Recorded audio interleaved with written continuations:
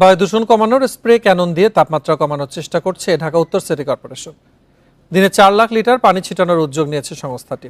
তবে এটি কার্যকর কোনো পন্থা নয় বলে মনে করেন বিশেষজ্ঞরা। বলছেন, স্প্রে ক্যাননের মাধ্যমে গরমে স্বস্তি আসবে না।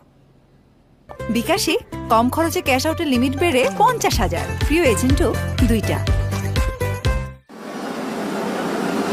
ঢাকার রাস্তায় স্প্রে ক্যানন দিয়ে পানি ছিটানো হচ্ছে অনেক দিন ধরে। ঢাকা উত্তর সিটি কর্পোরেশন 2টি গাড়ি কিনেছিল বায়ু দূষণ কমানোর জন্য। এখন সেই স্প্রে ক্যানন ব্যবহার করা হচ্ছে গরম কমানোর জন্য। শনিবার আগারগাঁও সহ বিভিন্ন এলাকায় পানি ছিটিয়েছে ঢাকা উত্তর সিটি কর্পোরেশন।